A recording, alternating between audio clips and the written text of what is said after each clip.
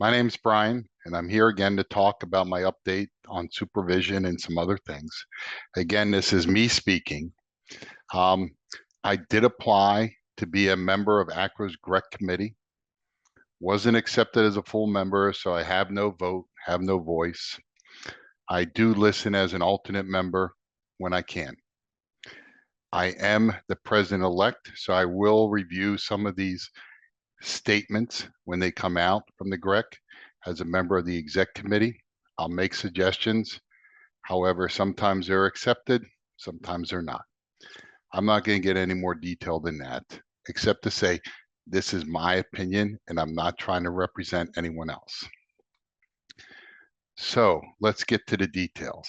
Okay, so this is the statement that came out on April 26th, the first statement, and I thought their titles were a little misleading or inaccurate because, whatever. They're trying to do a good job. I like these findings. I think it's important to have strong supervision to deliver high quality care for our patients. I do think there needs to be some flexibility, and I will get into that later. I also believe that this should be independent of site of service or geographic location, but this may be, they may need some carve outs for some of the rural areas. And the last thing is that I do like telemedicine, but I have some concerns about virtual, direct, or remote supervision. I think that's different than telemedicine, and I'll get into that a little bit later. You know, the other thing that I see here is that they did this survey of 500 and some radiation oncologists from the US, and that, I think about 70% of them want some site neutral direct supervision requirement with limited exceptions. And again, I'll get into more about that shortly. And this was signed by Tarita and Dwight. The second statement came out like a couple weeks later on May 3rd. And what it says is that ACRO endorses direct supervision for all sites at the initiation of radiation therapy, which may then be followed by general supervision at the discretion of the radiation oncologist. You can tell this document was written by several people. It's what happens when you do committees. And I think because of that, it gets a little choppy. I thought it was kind of odd that they put this link in here for a 300-page CMS document, but so be it. And then I kind of got confused as to what's going on down here. It seems to be very choppy, but so be it. Okay. This is my take on these things. A lot of what I heard at the Astro town hall meeting was discussion on 0 or 100% supervision. And people were focusing too much on that. I think the real question of the supervision issue is how much or how little. And I think ACRO and ASTRO are both asking the same question, which is how much supervision do we need to do? And ASTRO is at 100%, and ACRO is at a little bit below that. And I think that's important because in some practices, it may be hard to deliver care. It may be hard to have the radiation oncologist there 100% of the time. And I would not want to penalize the patients if the radiation oncologist is doing a procedure in the OR, doing an inpatient consult at a tumor board. You don't want to stop care just so he can be doing continuity of care in other areas. And I like that approach because when they're doing those things, they're protecting the codes.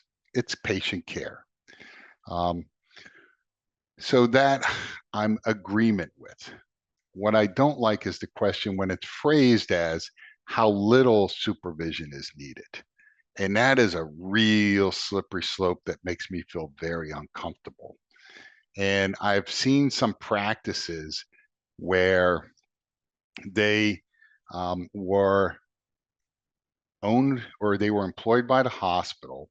A venture capitalist came in and made a deal with the hospital where the new radiation oncology service was staffed by physicians who didn't even have boots on ground in the state. And that brings me to my next concern. So I've seen a couple articles like this, and I find them very interesting, where they're looking at the impact of private equity or venture capitalists in medicine.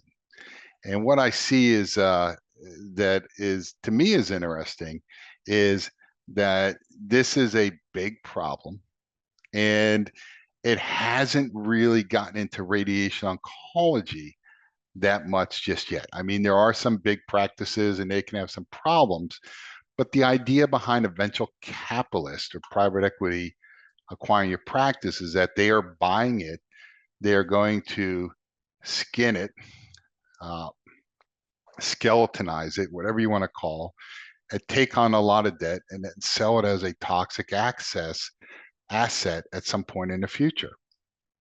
And it's hard for them to do this right now with radiation oncology because the way our codes are designed with IGRT and IMRT is that you have to have some boots on the ground to be acquiring those images for the IGRT codes. If they can do this remotely, then they can build those codes. But if they can't do it remotely, then they have to build everything as 3D. And so I think that's part of the way that we protected ourselves. Either way, I find this kind of a non-question because I think the real focus should be with the future of adaptive radiation therapy. And we're going to need some of our industry partners to help us build those codes. But right now, this is all I'm going to say. And I think this issue is done and we need to move on. The real big issue right now, and it's come out in this today, tomorrow, is going to be the introduction of ROCR to the Congress.